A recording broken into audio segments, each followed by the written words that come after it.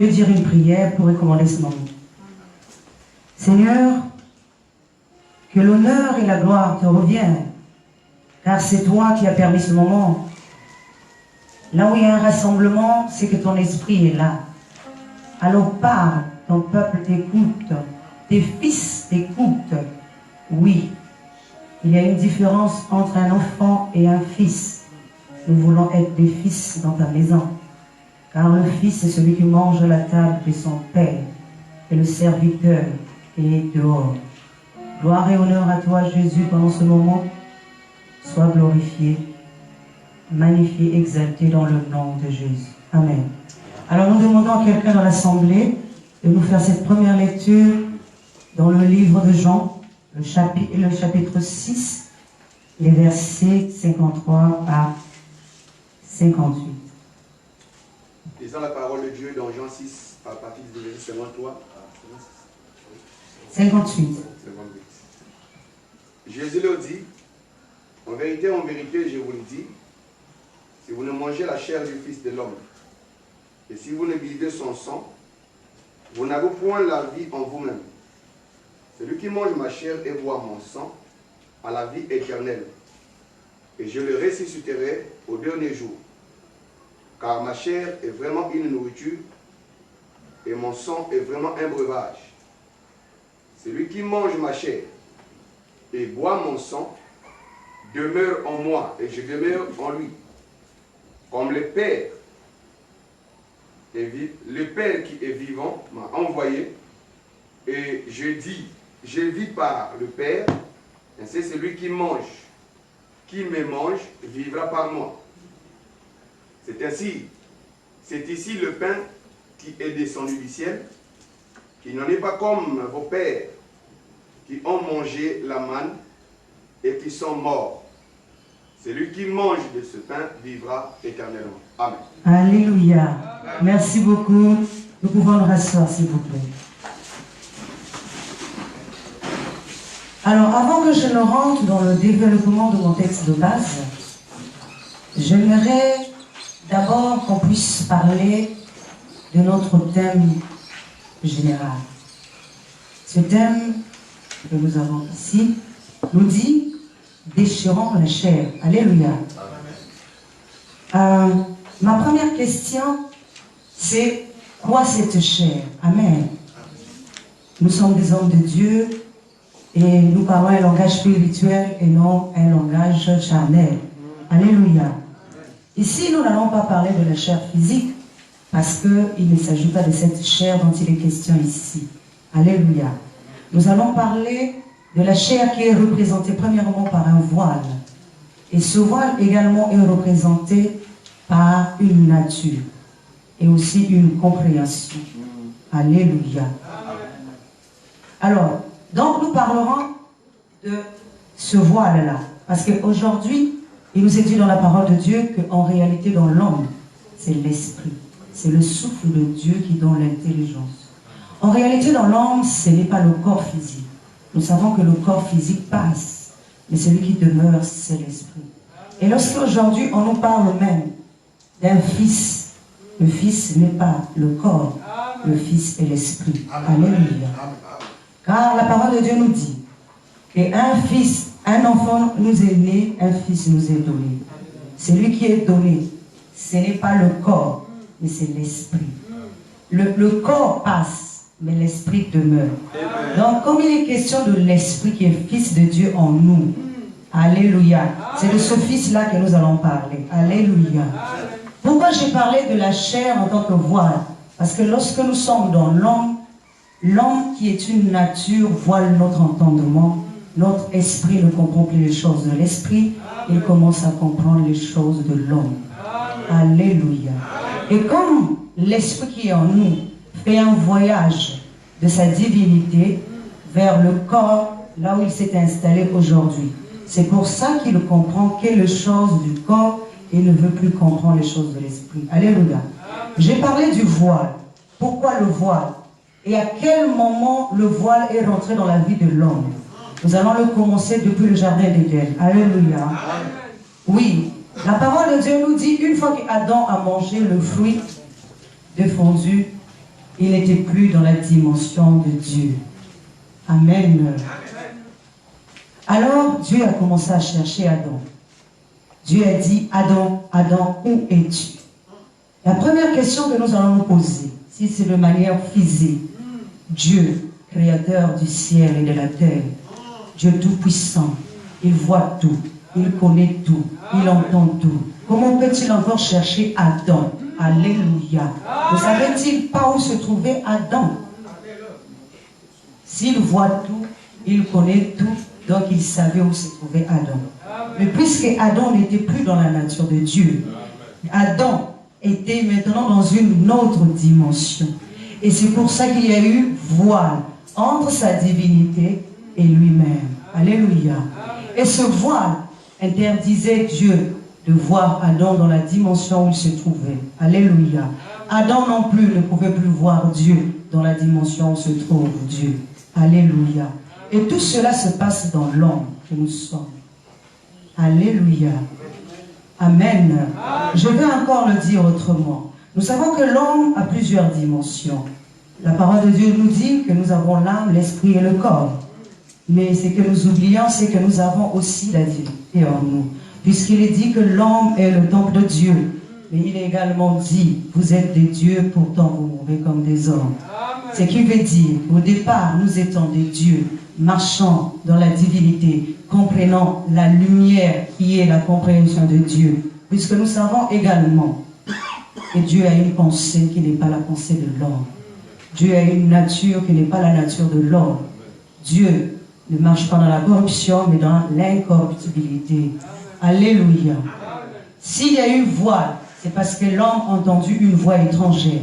Et cette voix s'appelle Satan. Alléluia. C'est une nature. C'est une compréhension. C'est cette compréhension qui nous éloigne de la pensée de Dieu. C'est pour ça qu'il y a ce genre de rassemblement pour que nous puissions encore revenir dans la pensée de Dieu. Alléluia.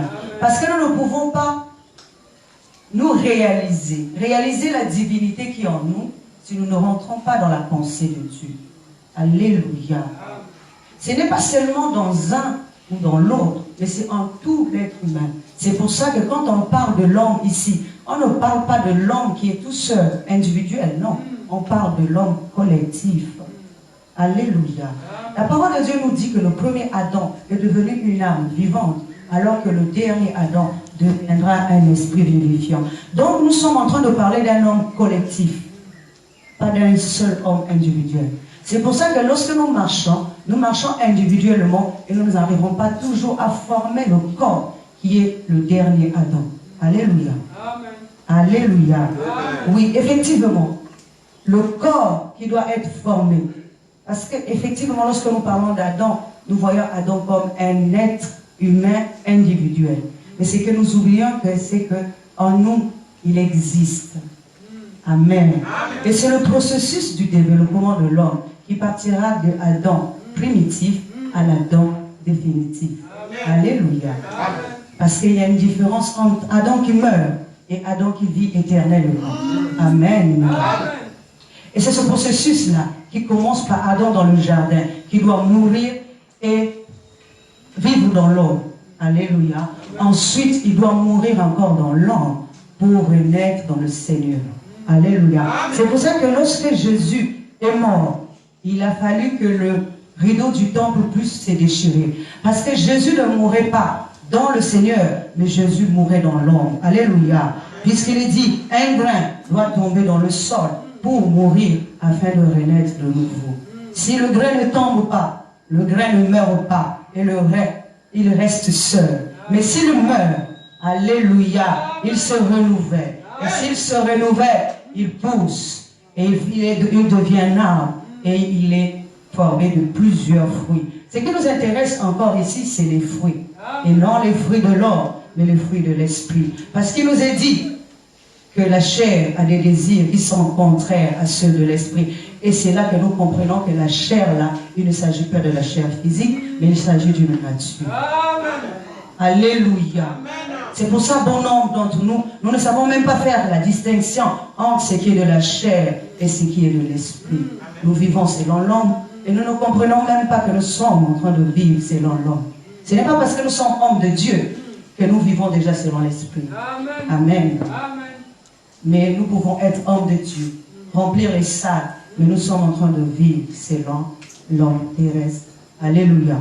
Aujourd'hui, Dieu nous interpelle encore pour que nous puissions, comme Jésus, alléluia, mourir dans l'homme, afin de déchirer ce voile. Ce qui m'importe aujourd'hui, c'est déchirant le voile.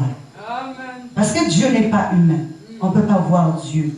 Alors, il y a une question que je me pose souvent chez moi. Je dis, pourtant, il est dit que Dieu habite en nous. Pourquoi nous n'arrivons pas à voir Dieu? Alléluia. Puisque nous sommes le temple de Dieu. Et pourquoi tout ça? C'est quoi le but de Dieu dans tout ça? Alléluia. Le but de Dieu, c'est de faire de nous une habitation. Alléluia. En esprit. Et c'est ça qui est le plus important. Ce qui veut dire que le premier Adam n'avait pas encore atteint son éternité. Il était un corps spirituel, mais il n'était pas encore éternel.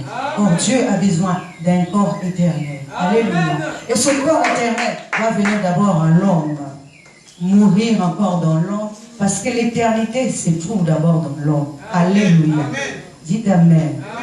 L'homme ici est comme un corbeau qui emmène à manger à Élie. Parce que c'est dans le mal que nous nourrissons. Et c'est dans le mal que nous grandissons. C'est dans une fournaise que nous grandissons. Alléluia. Est-ce que nous sommes en train de comprendre? Pourquoi j'ai pris l'oiseau comme exemple? Parce que s'il n'y a pas d'épreuve, s'il n'y a pas de mal, s'il n'y a pas tout ce qui nous entoure, c'est comme une pépite d'or. Il faut que la pépite d'or soit d'abord mise dans une fournaise, afin qu'on puisse lui donner une forme adéquate. C'est qu'au départ, l'homme n'avait pas la forme adéquate, il fallait lui donner une forme. Amen. Et c'est cette forme-là que nous, aujourd'hui, quand je parle de l'homme, je ne parle pas de l'homme physique. Je suis toujours en train de parler de notre esprit. Parce que le véritable homme en nous ici, c'est l'esprit. Alléluia.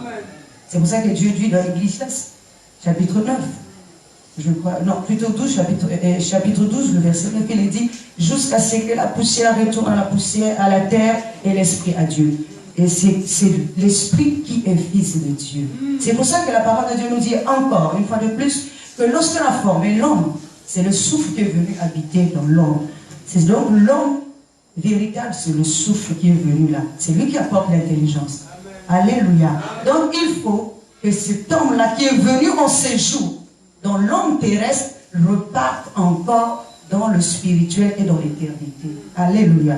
Alors, donc nous voyons qu'ici, pour comprendre encore ce que je suis en train de dire, parce que j'ai parlé du déchirement du voile, mais la parole de Dieu, pour que nous puissions toujours comprendre que je parle du voile, dans 2 Corinthiens 3, 14 à 15, la parole de Dieu nous parle de la connaissance de Moïse comme voile. Alléluia. Donc c'est une compréhension. C'est un entendement, c'est une nature. Il nous est dit que ce voile n'est ôté qu'en Christ. Or, ici, Christ représente quoi? Alléluia. Christ représente la bonne compréhension, la révélation. Alléluia. Nous savons que la lettre tue, mais l'esprit vivifie. Donc quand on parle de Christ ici, on ne parle pas dans notre compréhension humaine, un Christ physique. Alléluia. On parle de Christ ici en tant qu'enseignement, en tant que révélation, en tant que compréhension. Alléluia. C'est pour ça que la parole de Dieu nous dit que Christ dit qu'il est la lumière du monde. Et cette lumière n'est pas une lumière physique. Parce que la lumière physique éclaire l'homme physique, mais la lumière spirituelle éclaire notre esprit. C'est l'esprit qui doit demeurer et non le corps. C'est pour ça qu'il est dit, travaillez non pour la nourriture qui périt, mais nous devons travailler pour une nourriture qui subsiste. Or, cette nourriture n'est pas une nourriture physique. Alléluia. Mais c'est une nourriture spirituelle. Parce qu'une nourriture, même si aujourd'hui nous pouvons préparer des sakasaka, nous pouvons préparer les haricots, cette nourriture passera. Mais on nous parle de travailler. Et comment nous allons travailler pour une nourriture qui subsiste?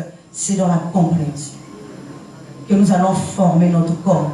Parce qu'il est dit que nous devons naître de nouveau. Ce n'est pas moi qui viendrai vous faire naître. Alléluia. Chacun de nous doit faire naître son propre lui, son avenir. C'est lui-même qui doit faire naître son soi. Alléluia. Moi, je parle, les autres parlent, nous tous nous parlons. mais à chacun de nous de former l'être spirituel qui veut être demain. Dites Amen. Oui, mes frères, mes sœurs, chacun de nous doit former l'être spirituel qui doit être demain. Si aujourd'hui nous travaillons pour une nourriture qui périt, il n'y aura pas d'éternité. Mais nous devons travailler pour le lendemain, pour notre avenir spirituel. C'est ça qui est primordial. Alléluia. Oui, donc c'est pour ça que Christ qui est une lumière, Christ n'est pas Moïse. Moïse représente la lettre. Mais Christ représente l'esprit. Alléluia. Pourquoi nous devons... Parce qu'il est dit, nous devons... Ceux qui ont été baptisés en Christ doivent revêtir Christ. Mais comment nous allons revêtir Christ? Parce que lorsqu'on nous parle de revêtir, ça veut dire que c'est comme un vêtement que je dois me revêtir. Alléluia. Mais aujourd'hui, Christ spirituellement est un vêtement que notre esprit doit revêtir. Ce corps spirituel est un vêtement que notre esprit doit revêtir. Et c'est toute notre concentration. Lorsque nous marchons selon l'homme, nous rejetons donc le Christ en nous. Alléluia. Amen. Mais or, nous avons besoin d'atteindre ce niveau de spiritualité pour pouvoir demeurer éternellement. Il est dit que si nous avons goûté qu'il est bon, nous le goûtons comment? Nous goûtons l'enseignement. Nous goûtons la compréhension. C'est notre esprit qui dit qu'il est bon. C'est notre esprit qui arrive à faire la distinction. C'est notre esprit. Alléluia. C'est ça, Christ qui est bon. Donc nous savons qu'il y a un voile. Et ce voile-là doit être ôté. Amen. Donc, le but de l'enseignement, de tout ce que nous sommes en train de faire, c'est d'emmener l'homme à quitter la nature terrestre et à rentrer dans la nature divine. Afin qu'il vive éternellement. Et je ne parle pas seulement d'un homme individuel, mais je suis en train de parler d'un homme collectif.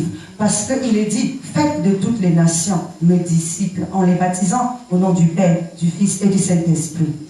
Oui. Pourquoi? Parce que c'est toutes les nations. Et quand je parle d'une nation ici, je ne parle pas de manière physique. Chacun de nous, nous sommes des nations dans la maison de Dieu. Amen. Alléluia. Alors, dans le but d'enseigner ici, c'est de quitter le vieil homme. C'est de quitter la nature terrestre et d'aller vers une autre nature. La parole de Dieu nous dit une chose. Il a été dit à Abraham, quitte le pays de ton père, va vers un pays nouveau que je te donnerai en possession.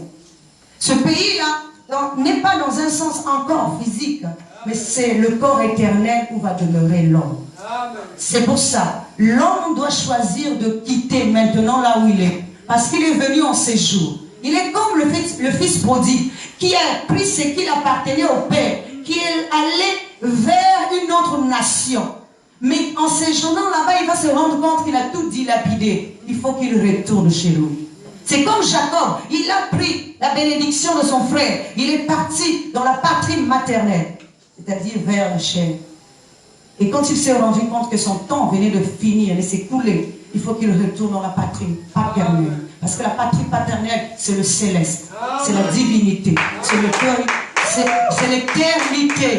Il est parti séjourner dans la patrie maternelle. Et il sait que tôt ou tard, il faut qu'il prenne ses clics et ses claques pour repartir. Mais avant qu'il ne reparte, il a fallu d'abord un combat. C'est pour ça que je vous ai parlé tout à l'heure de la nourriture.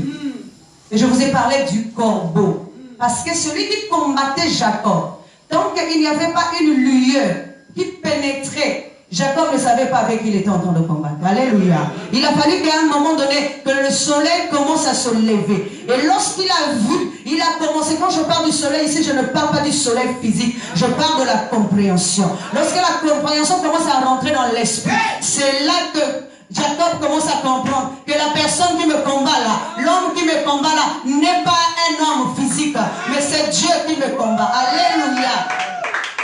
Même dans cette histoire, si nous voyons effectivement, quand on nous dit que Jacob a combattu avec Dieu, de vous à moi, est-ce que Dieu peut combattre avec un homme?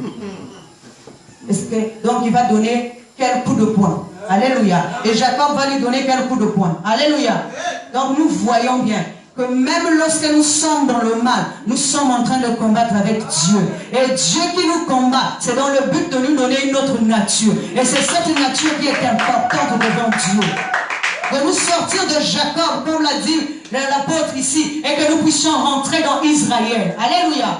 C'est dans le combat. Le mal là nous pousse à être meilleurs, à sortir de l'homme terrestre et à rentrer dans l'homme spirituel. Amen. Dieu a dit quoi à Jacob? Tu as combattu avec Dieu et les hommes et tu as été vainqueur. Mais pourtant il n'y avait qu'un seul homme. Les hommes là étaient où? Alléluia. Les hommes dont Jacob a vaincu, il a été où? C'est que l'homme qui combattait avec Jacob était formé de plusieurs membres. Et tous ces membres combattaient Jacob en même temps. C'est pour ça que nous, les hommes de Dieu, lorsque nous nous plaignons dans les combats où nous avons, nous ne savons pas avec qui nous sommes en train de combattre. Peut-être que Dieu veut nous élever à une dimension qui n'est pas ta dimension d'aujourd'hui, mais qui est la dimension de Dieu. Alléluia. Pour que tu sois au-dessus de tout ce qui se passe. Alléluia. Est-ce que nous pouvons opérer les miracles selon l'homme? Alléluia. Mais les miracles de Dieu. Moi je dis souvent le véritable miracle, c'est convertir quelqu'un. Amen. Dis Amen. Tu peux lever un mort physiquement, mais si au-dedans de lui il y a des démons, il restera toujours le même. Si sa nature ne change pas, il sera toujours le même. Même s'il s'élève physiquement, même s'il se redresse physiquement. Alléluia. Mais son esprit est toujours tortueux. Son esprit est toujours malade. Il est toujours fiévreux. Alléluia. Et on a besoin que Jésus arrive chez la belle-mère de Pierre pour pouvoir l'élever parce qu'elle est malade. Et c'est notre conscience qui est malade aujourd'hui. Amen. Alléluia. Elle a besoin de recevoir Jésus chez elle. Amen. Dites Amen. Amen. Elle a besoin de recevoir Jésus parce que Jésus c'est la lumière. Lorsque la lumière pénètre, nous savons que c'est la conscience qui épouse Dieu. Ce n'est pas l'homme physique qui épouse Dieu. C'est lorsque nous recevons la lumière. C'est cette lumière qui nous emmène dans la dimension de Dieu. C'est pour ça que Jacob pouvait dire, je te tiens. Amen. Alléluia. Maintenant là, si tu ne me bénis pas, je ne te lâcherai pas. Alléluia, je ne te lâcherai pas. Alléluia. Parce qu'il savait qu'il n'était pas en train de combattre avec l'homme terrestre. Nous nous trompons avec qui nous sommes en train de combattre. En tant qu'hommes de Dieu, nous nous plaignons tous les jours. Parce que nous combattons les mauvais combats. Mais nous devons comprendre que si Dieu nous a laissés dans le monde, c'est pour faire de nous quelque chose de bon. Le monde doit nous presser. Le monde doit nous juger. Le monde doit nous condamner. Le monde doit faire toutes ces choses pour que nous puissions sortir du monde. Car il est dit, vous êtes dans le monde, mais vous n'êtes pas du monde. Alléluia. Si l'esprit n'est pas du monde, il doit sortir du milieu du monde. Alléluia. Vous savez, lorsqu'on met un grain dans la terre, ce grain-là, soit il meurt, il ne ressort plus. Soit il force et il ressort. Alléluia. Oui, parce que le grain, la terre peut retenir, étouffer le grain. Donc dans l'épreuve là, soit on meurt, soit on se relève. Alléluia. Et quand même je parle de la mort ici, parce que lorsque nous parlons de la mort, c'est une mort spirituelle. Quand Adam sort du jardin, il meurt spirituellement. Et jusqu'aujourd'hui, Adam est encore mort spirituellement. Nous voulons que cet Adam-là ressuscite. En devenant esprit. Il faut qu'il arrive à se déchirer son corps. C'est pour ça que nous allons maintenant rentrer dans mon thème, mon sous-thème de ce matin, qui est le pain et le vin. Alléluia. Il nous est dit dans la parole que j'ai lue, que nous avons lue, que je veux relire ensuite. Jésus leur dit, en vérité, je vous le dis, si vous ne mangez la chair du Fils de l'homme, et si vous ne buvez son sang, vous n'avez point la vie en vous-même. Celui qui mange ma chair et qui boit mon sang a la vie éternelle, et je le ressusciterai le dernier jour. Je vais d'abord prendre cette partie. Alléluia. Amen. Nous voyons ici, on nous demande de manger la chair et de boire le sang de Jésus. Amen. Amen. Ce n'est pas de manière physique que nous allons prendre Jésus quelque part. Déjà, il faut le trouver. Alléluia. Amen. Et puis le découper et le mettre sur une table, peut-être avec les couteaux et les fourchettes. Alléluia. Donc nous voyons que ce n'est pas de manière physique. Parce que sinon ça devient du cannibalisme. Alléluia. Amen. Mais donc c'est de manière spirituelle. Donc la chair de Jésus dont il est question ici, c'est une compréhension. Alléluia. Jésus dit une chose. Il dit, prenez, mangez, ceci est mon corps que je donne pour vous. Il dit, prenez, buvez, ceci est mon sang que je donne pour vous. Alléluia. Nous voyons ici qu'il ne s'agit pas d'un sang physique, ni d'un pain physique. Il s'agit d'un corps que Jésus donne. Et ce n'est pas l'homme qui va prendre ce corps-là. C'est Jésus qui choisit de donner ce corps. Alléluia. Nous voyons encore un autre exemple. Il est dit dans la parole de Dieu que je vous appelle plus serviteur, mais je vous appelle ami. Parce que l'ami mange à la table avec son ami. Et le serviteur, lui, mange dehors. Alléluia. Donc nous voyons qu'il s'agit de compréhension et de connaissance. Que nous devons manger à la table de Jésus. La chair de Jésus, c'est la connaissance. Alléluia. La parole de Dieu nous dit, mon peuple périt faute de connaissance. Puisque tu as rejeté la connaissance, moi aussi je te rejetterai. Jésus est le morceau que chacun de nous, notre esprit doit aller prendre. Il a dit que le royaume des cieux est forcé. Pourquoi c'est forcé? Parce que chacun veut prendre son morceau. Oui, chacun de nous, nous devons prendre notre morceau. Tout à l'heure, j'ai aimé mon frère qui a dit, on ne va pas faire plaisir à l'homme, mais on fait plaisir à Dieu. Dieu est esprit. Et nous devons lui faire plaisir. Et nous devons devenir esprit. Alléluia. Donc nous voyons qu'il ne s'agit pas de cette chair physique que nous devons consommer, mais nous devons consommer un pain, qui est un pain spirituel, un corps éternel. Jésus dit, vos pères ont mangé de la manne et ils sont morts. Donc ils sont rentrés dans une compréhension de l'être. Et leur esprit s'était éteint. Alléluia. C'est pour ça qu'il est dit, la lettre tue, mais l'esprit vivifie. Lorsque nous sommes dans cette compréhension, nous ne savons plus que notre esprit ne vit plus. Mais notre esprit s'est éteint. Il faut maintenant réveiller l'esprit, afin que l'esprit puisse consommer ce qui est de l'esprit. Alléluia. Et afin de vivre encore éternellement. Oui, c'est ça qui est nécessaire. Ce n'est pas le pain qui est descendu. Vous voyez bien, ici on nous dit que, c'est toujours dans Jean 6, je pense 31, 32, il nous dit, selon ce qui est écrit, vos pères ont mangé du pain descendu du ciel. Alléluia. Donc c'est comme s'il y a deux pains qui sont descendus du ciel. Le premier a apporté la mort, alléluia, et le second va apporter la vie. Alléluia. Donc deux corps, un corps terrestre et un corps spirituel. Oh, la parole de Dieu nous dit encore, ça c'est dans 1 Corinthiens, je pense à chapitre 45, à partir du, plutôt 15 à partir du 45e verset. Il nous a dit que nous avons un homme animal et un homme spirituel, un homme terrestre et un homme céleste. Alléluia. Or, même en étant dans cet homme-là, nous devons vivre selon l'homme céleste et non selon l'homme terrestre.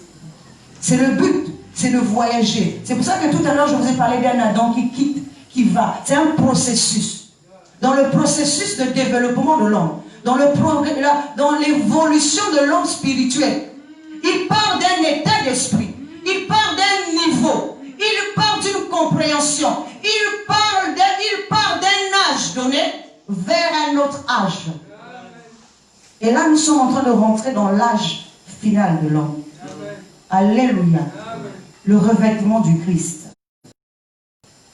C'est là, c'est la stature parfaite de Christ. Amen. Alléluia. Et chaque âge de l'homme, c'est pour ça que je vous ai dit, je parlais tout à l'heure des dimensions. C'est aussi le tabernacle que nous représentons. Le tabernacle terrestre et le tabernacle céleste. Alléluia. Parce que de la même manière que nous avons un homme extérieur, nous avons aussi un homme intérieur. De cette même manière, nous avons aussi un homme suprême, qui est la divinité en nous. Et de cette même manière, nous avons la parvis, le lieu saint et le lieu très saint. Tout ça, c'est en nous. Mais l'homme terrestre a été tiré du modèle du véritable homme. Amen. Qui est le tabernacle dans le ciel. Alléluia. Le tabernacle dans le ciel, c'est pour ça qu'il est dit à Moïse, aie soin de reproduire ce que tu as vu. Et entre ce que Moïse a reproduit et ce qui était dans le ciel, c'est deux choses différentes. Ce qui est dans le ciel, c'est le tabernacle éternel. Alors que ce que Moïse reproduit n'est que éphémère. Alléluia. Et c'est ce que nous sommes aujourd'hui. L'être que nous sommes aujourd'hui est éphémère. C'est une reproduction de Moïse. Mais le véritable homme est éternel. C'est lui le tabernacle éternel. C'est celui-là. Lorsque nous quittons, nous déchirons la chair. Nous rentrons maintenant dans le véritable homme, qui est l'homme spirituel, qui est l'homme céleste. Il n'est pas l'homme terrestre, parce que le terrestre passera. Si aujourd'hui nous voulons faire élever l'homme, nous allons descendre forcément. Pendant que Zachée cherchait Jésus sous le sycomore, Jésus était en bas.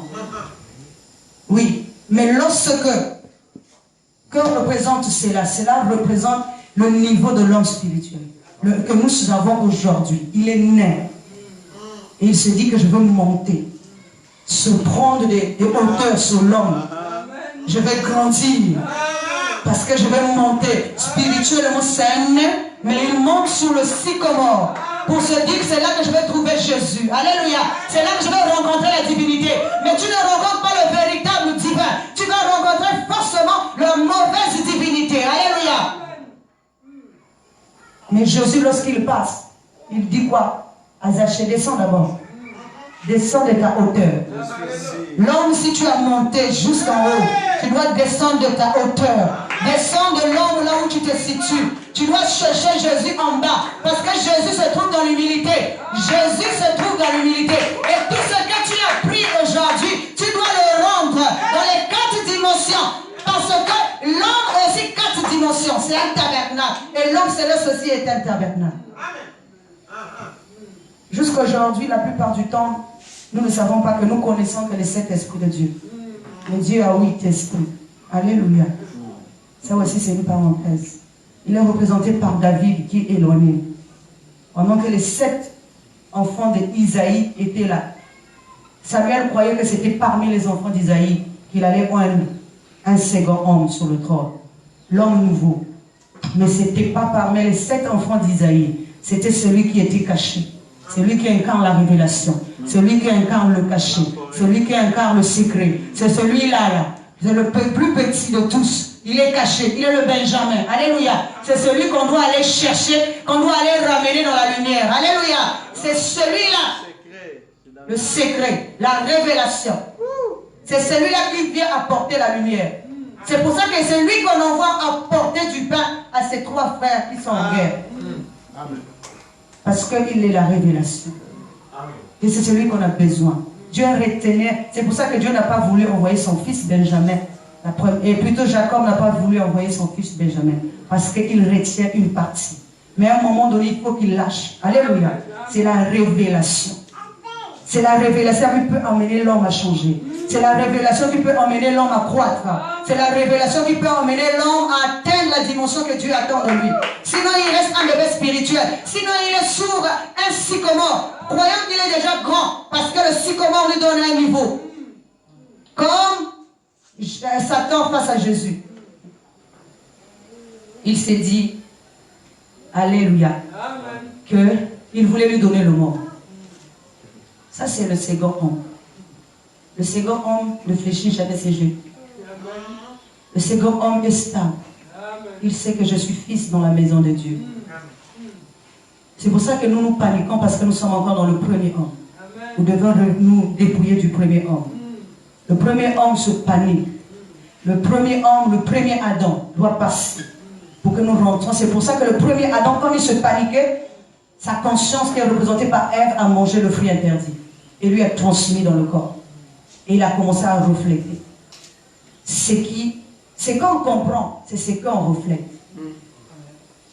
Si notre esprit, si notre conscience ne prend pas, le corps ne va jamais refléter. Il faut que ça commence par l'esprit. C'est pour ça que Satan, même s'il vient, il vient d'abord dans l'esprit. S'il veut t'atteindre, il va commencer par l'esprit. Il faut qu'il atteigne l'esprit. Il faut qu'il détruise l'esprit.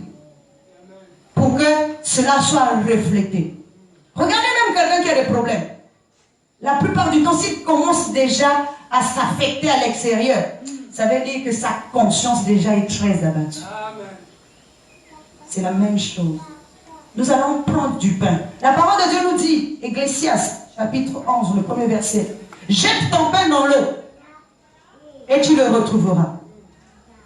Mais comment va-t-on retrouver un pain qui est jeté dans l'eau si c'est physique? Nous savons qu'un pain jeté dans l'eau, il va après c'est dissous, c'est mietté. Mais on nous dit de jeter. Pourquoi jeter dans l'eau? C'est ton corps que tu dois jeter dans la connaissance.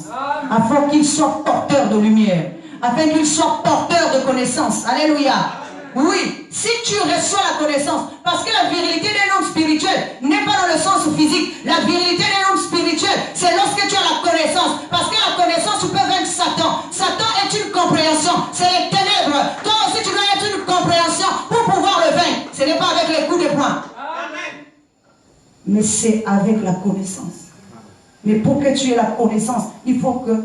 Ce n'est pas lire la Bible hein, qui est la connaissance. Attention. C'est comprendre les choses dans la pensée de Dieu. Parce qu'on doit faire fuir Satan. Jésus connaissait ce qu'il disait. Parce qu'il a dit, fais garde, prends garde que la lumière qui est en toi ne soit pas ténèbres. Donc ce qui veut dire que la lumière, les ténèbres aussi c'est une forme de lumière. Et il a dit que la lumière, lui, est du fond de ténèbres. Ce qui veut dire que la lumière était déjà dans les ténèbres. Alléluia. Mais il fallait dissocier les deux. Lorsqu'au départ, tout à l'heure, j'ai aimé mon frère qui a parlé des os avec les os. Quand nous sommes dans l'homme comme ça, nous ne dissocions pas ce qui est de l'esprit et ce qui est du corps. Mais c'est lorsque nous sommes en esprit que nous pouvons les dissocier. Je ne marche plus selon l'homme, mais je commence à marcher selon l'esprit. Parce que je les ai séparés. Il y a des eaux qui ont monté en haut et les autres qui sont descendus en bas. La terre est retournée à la terre et l'esprit à Dieu qui l'a donné. Je les ai dissociés pour que je marche maintenant selon l'esprit et non selon le corps. C'est pour ça qu'il a dit, ne vous fiez pas à l'homme, mais fiez-vous à Dieu. Pour beaucoup d'entre nous, on se dit que nous sommes en train de parler de l'homme physique. Non, il s'agit de cette nature qu'il ne faut pas se fier. Nous ne devons pas nous fier à l'homme terrestre, parce qu'il passera. Mais nous devons nous fier à l'homme spirituel, l'homme céleste. C'est pour ça que la parole de Dieu nous dit, celui qui trouve une femme trouve le bonheur. Pour beaucoup, nous pensons que c'est toujours aussi la femme physique. Alléluia. Et il est dit que l'homme quittera son père et sa mère, s'attachera à sa femme. Les deux formeront une seule chair. Et nous pensons aussi que tout ça, c'est physique. Or, l'homme doit quitter sa nature d'aujourd'hui pour aller vers sa divinité. Car c'est la conscience divine qu'il doit épouser. Seule la conscience divine peut lui donner être une aide pour lui. C'est pour ça qu'il a donné son esprit comme une aide à l'homme. Pour aider l'homme à diriger. Dans quel but? Dans le but que l'homme soit une habitation. Un Dieu. Alléluia. Amen. Si Dieu ne se manifeste pas parce que notre corps n'est pas encore divin, il faut que notre corps devienne divin pour qu'il y ait une manifestation de Dieu. Alléluia. C'est pour ça que l'homme doit quitter son père et sa mère, s'attacher à sa femme pour que les deux forment une seule et même chair. Celui qui trouve une femme trouve le bonheur. Ce n'est pas une femme physique parce que nous tous ici nous sommes mariés, nous sommes machin, mais ce n'est pas le bonheur que nous avons. Mais lorsque tu trouves la connaissance de Dieu, lorsque tu rentres dans ta divinité, Dieu te donne le bonheur parce que tu as tout appris, parce que tu as tout accompli. Tu es arrivé au niveau où Dieu attend de toi pour être un meilleur dirigeant. On ne peut pas diriger le monde. Alléluia. Sans être dans le bon corps. Oui, nous avons un pain à manger.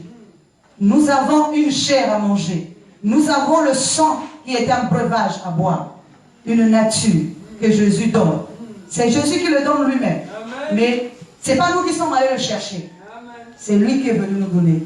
Il a dit, prenez, mangez, ceci est mon corps. Donc il a donné à tout le monde l'accès à l'éternité. Il a donné à tout le monde l'accès au corps spirituel. Mais c'est à nous de fournir des efforts. Alléluia. Vous savez, la parole de Dieu nous dit, voici je me tiens à la porte et je frappe. Quiconque entend ma voix ouvre la porte. J'entrerai chez lui, je souperai avec lui et lui avec moi. Alors, déjà, de quelle maison s'agit-il? Il ne s'agit pas d'une maison physique. Parce que nous sommes une habitation de Dieu. Donc ça veut dire que Jésus pénètre nous en tant que lumière et en tant que compréhension. Lorsqu'il rentre, il vient pour souper. Souper ici, nous donner ce que lui, il a en réserve. C'est ça qu'il vient apporter à l'homme. Mais il y a quelque chose que les gens ne voient pas dans ce passage-là. Il est dit, voici je me tiens à la porte, je frappe. Quiconque entend ma voix. Donc il faut entendre la voix de l'enseignement. Pas la voix de n'importe quoi. Jésus dit, quand dans Ésaïe, il dit que dans le livre d'Ésaïe, il est question de lui. Il n'est pas question de quelqu'un d'autre. Il est question de l'homme. L'homme dans toutes ses dimensions avec sa divinité. Jusqu'à ce que l'homme reparte encore dans sa divinité. Alléluia. Donc lorsqu'on nous dit, voici je me tiens à la porte, c'est qu'il y a un effort que nous devons fournir. C'est de nous lever, d'aller ouvrir cette porte. Parce que nous entendons la voix. Il est dit, mes brebis entendent la voix. Parce que ce n'est pas tout le monde qui entend, mais c'est les brebis qui entendent la voix. Ils n'entendent pas une voix physique, mais ils entendent la voix de l'enseignement. Et lorsqu'ils entendent la voix de l'enseignement, il est dit, il prend ta croix et suis-moi. Ce n'est pas aussi une croix physique, mais le côté corps. C'est le corps là qui rira aussi dans le ciel. Il faut que ce corps, le même corps, soit converti afin que tu vives éternellement. Si tu n'arrives pas à convertir ce corps, il n'y aura pas aussi d'éternité. Il faut que ce corps soit converti de corruptible à incorruptible. Donc on doit se soulever de sa croix. Parce que lorsqu'il dit prenez votre croix et suivez-moi, nous n'allons pas fabriquer les croix. Nous n'allons pas prendre les bois et fabriquer. Sinon tout le monde dans la rue, nous serons tous en train de porter les croix. Alléluia. Donc ça veut dire que c'est la partie la plus faible. Parce qu'il est dit encore, si on a fait cela à un bois vert, combien plus le bois sec? Ce qui veut dire que le bois ici, c'est l'homme que nous sommes. Et c'est ce bois-là que nous devons porter. Pour que nous puissions le rendre éternel. C'est notre mission. Oui. Et nous devons notre devoir et d'enseigner nos enfants pour qu'eux aussi comprennent comment arriver à cette dimension. C'est lorsque nous les aiderons à se convertir, c'est là que nous allons également être mentionnés très bien parce que nous avons fait quelque chose de bon. Si aujourd'hui nous leur donnons que ce qui était fait eux-mêmes, prenez, bénissez, ou ceci là, tout ça, ça passera. Tout ce qu'ils font, je ne dis pas que c'est mauvais. Puisque nous sommes sur terre, nous devons vivre bien. Mais tout ça, ça passera. Maintenant, l'éternité là, tu vas rentrer comment? Si tu as donné le monde à tes enfants, maintenant, le lendemain, ils feront comment? C'est pour ça que je vais dire à mes frères, nous allons souffrir en continuant à donner ce que nous sommes en train de donner. Parce que c'est ça l'avenir de demain. Et le reste, c'est Dieu lui-même qui sait comment sonner de la trompette. Il nous a donné un pain et il nous a donné une nature. Il est dit que nous devons tous devenir participants de la nature divine. C'est ça notre objectif.